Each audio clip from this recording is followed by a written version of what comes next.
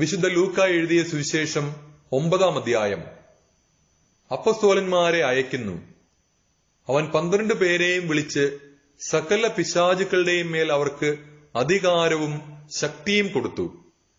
അതോടൊപ്പം രോഗങ്ങൾ സുഖപ്പെടുത്താനും ദൈവരാജ്യം പ്രസംഗിക്കാനും രോഗികളെ സുഖപ്പെടുത്താനുമായി അവൻ അവരെ അയച്ചു. അവൻ പറഞ്ഞു, യാത്രയ്ക്ക് വടിയോ സഞ്ചിയോ അപ്പമോ പണമോ ഒന്നും എടുക്കരുത്. 2 ഉടുപ്പും ഉണ്ടായിരിക്കരുത്.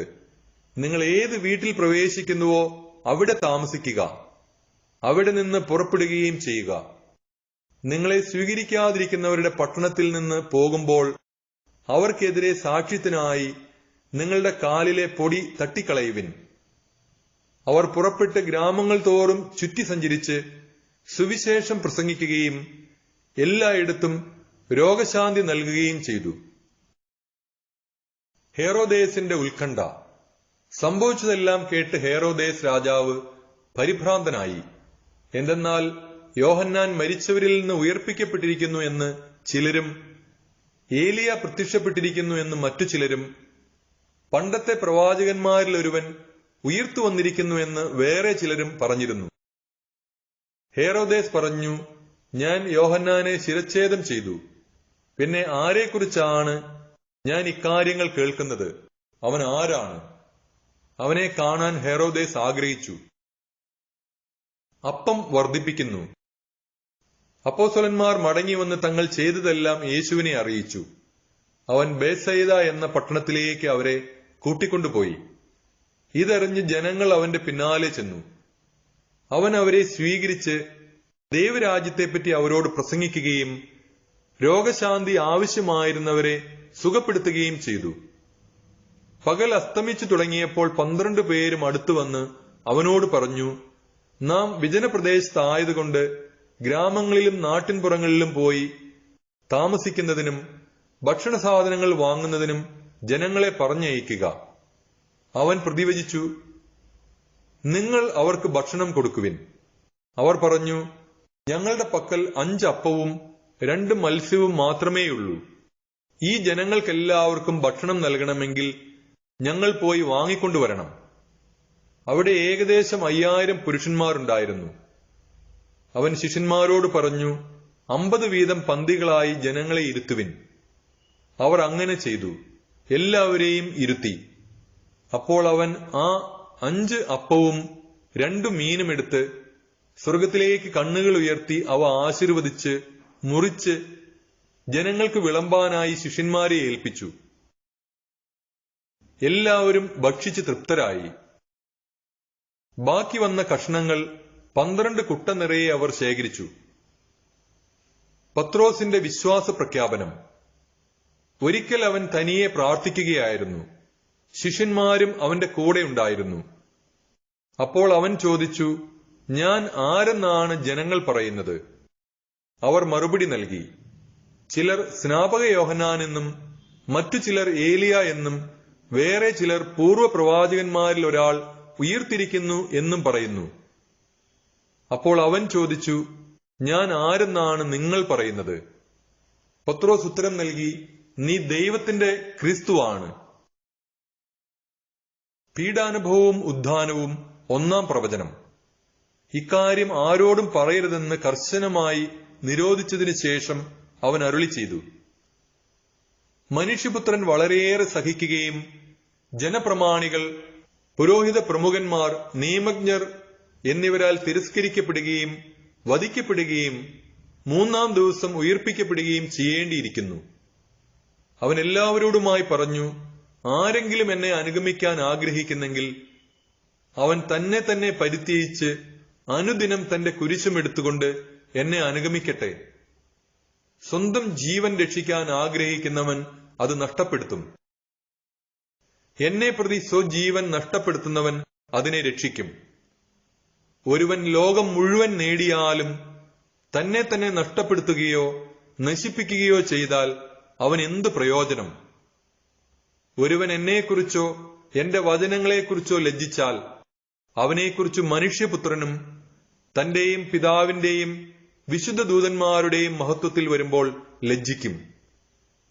എന്നാൽ ദൈവരാജ്യം കാണുന്നതിനു മുമ്പ് മരിക്കുകയില്ലാത്ത ചിലർ ഈ നിൽക്കുന്നവരുടെ ഇടയിലുണ്ട് എന്ന് സത്യമായി ഞാൻ നിങ്ങളോട് പറയുന്നു. യേശു രൂപാന്തരപ്പെടുന്നു. അവൻ ഇതു പറഞ്ഞിട്ട് ഏകദേശം 8 ദിവസങ്ങൾ കഴിഞ്ഞ് പത്രോസ്, യോഹന്നാൻ, യാക്കോബ് എന്നിവരെ കൂട്ടിക്കൊണ്ട് പ്രാർത്ഥിക്കാൻ മലയിലേക്ക് കയറിപ്പോയി. പ്രാർത്ഥിച്ചുകൊണ്ടിരിക്കുമ്പോൾ അവന്റെ മുഖഭാവം മാറി, വസ്ത്രം വെണ്മയോടെ ശോഭിച്ചു. അപ്പോൾ 2 പേർ, മോശയും ഏലിയായും, അവനോട് സംസാരിച്ചു കൊണ്ടിരുന്നു. അവർ മഹത്വത്തോടെ കാണപ്പെട്ടു. അടുത്തു തന്നെ ജെറുസലേമിൽ പൂർത്തിയാകേണ്ട അവന്റെ കടന്നുപോകലിനെക്കുറിച്ചാണ് അവർ സംസാരിച്ചത്. നിദ്രാവിവശരായിരുന്നിട്ടും പത്രോസും കൂടെയുള്ളവരും ഉണർന്നിരുന്നു. അവർ അവന്റെ മഹത്വം ദർശിച്ചു. അവനോട് കൂടെ നിന്ന ഇരുവരെയും കണ്ടു. അവർ പിരിഞ്ഞു പോകുമ്പോൾ പത്രോസ് യേശുവിനോട് പറഞ്ഞു, ഗുരോ, നാം ഇവിടെ ആയിരിക്കുന്നത് നല്ലതാണ്. ഞങ്ങൾ 3 കൂടാരങ്ങൾ ഉണ്ടാക്കാം. ഒന്ന് നിനക്ക്, ഒന്ന് മോശയ്ക്ക്, ഒന്ന് ഏലിയായ്ക്ക്. താൻ എന്താണ് പറയുന്നതെന്ന് അവന് തന്നെ നിശ്ചയമില്ലായിരുന്നു. അവൻ ഇത് പറയുമ്പോൾ ഒരു മേഘം വന്ന് അവരെ ആവരണം ചെയ്തു. അവർ മേഘത്തിനുള്ളിലായപ്പോൾ ശിഷ്യന്മാർ ഭയപ്പെട്ടു. അപ്പോൾ മേഘത്തിൽ നിന്ന് ഒരു സ്വരം കേട്ടു, ഇവൻ എന്റെ പുത്രൻ, എന്റെ തിരഞ്ഞെടുക്കപ്പെട്ടവൻ, ഇവന്റെ വാക്ക് ശ്രവിക്കുവിൻ. സ്വരം നിലച്ചപ്പോൾ യേശു മാത്രം കാണപ്പെട്ടു. ശിഷ്യന്മാർ മൗനം അവലംബിച്ചു. തങ്ങൾ കണ്ടതൊന്നും ആ ദിവസങ്ങളിൽ അവർ ആരോടും പറഞ്ഞില്ല. പിശാച് ബാധിച്ച ബാലനെ സുഖപ്പെടുത്തുന്നു. പിറ്റേ ദിവസം അവർ മലയിൽ നിന്ന് ഇറങ്ങി വന്നപ്പോൾ വലിയൊരു ജനക്കൂട്ടം അവന്റെ അടുത്തു വന്നു. ജനക്കൂട്ടത്തിൽ നിന്ന് ഒരുവൻ വിളിച്ചു പറഞ്ഞു, ഗുരോ, എന്റെ മകനെ കടാക്ഷിക്കണമെന്ന് നിന്നോട് ഞാൻ അപേക്ഷിക്കുന്നു. അവൻ എന്റെ ഏക മകനാണ്. അവനെ ഒരു അശുദ്ധാത്മാവ് പിടികൂടുന്നു. അപ്പോൾ അവൻ പെട്ടെന്ന് നിലവിളിക്കുന്നു. നുരയും പതയും പുറപ്പെടുവിക്കുന്നതുവരെ അതവനെ ഞെരുക്കി പീഡിപ്പിക്കുകയും പരിക്കേൽപ്പിക്കുകയും ചെയ്യുന്നു. അതവനെ വിട്ടുമാറുന്നുമില്ല. അതിനെ പുറത്താക്കാൻ ഞാൻ നിന്റെ ശിഷ്യന്മാരോട് അപേക്ഷിച്ചു, എന്നാൽ അവർക്ക് സാധിച്ചില്ല. യേശു പ്രതിവചിച്ചു, വിശ്വാസമില്ലാത്ത വഴിപിഴച്ച തലമുറയെ, ഞാൻ എത്ര നാൾ നിങ്ങളോട് കൂടെ ഉണ്ടായിരിക്കും? എത്ര നാൾ നിങ്ങളോട് ക്ഷമിക്കും? നിന്റെ മകനെ ഇവിടെ കൊണ്ടുവരിക. യേശുവിന്റെ അടുത്തേക്ക് വരുമ്പോൾ തന്നെ പിശാച് അവനെ നിലത്തു വീഴ്ത്തി പീഡിപ്പിച്ചു. യേശു അശുദ്ധാത്മാവിനെ ശാസിക്കുകയും കുട്ടിയെ സുഖപ്പെടുത്തി പിതാവിനെ ഏൽപ്പിക്കുകയും ചെയ്തു.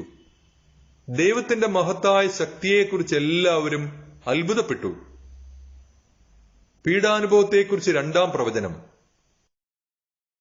അവന്റെ പ്രവൃത്തികളെക്കുറിച്ച് എല്ലാവരും വിസ്മയിക്കവേ അവൻ ശിഷ്യന്മാരോട് പറഞ്ഞു, ഈ വചനങ്ങൾ നിങ്ങളിൽ ആഴത്തിൽ പതിയട്ടെ.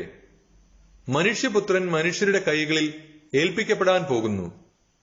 അവർക്ക് ഈ വചനം മനസ്സിലാക്കാൻ കഴിഞ്ഞില്ല. അവർക്ക് മനസ്സിലാക്കാൻ സാധിക്കാത്ത വിധം അത് അത്ര നിഗൂഢമായിരുന്നു.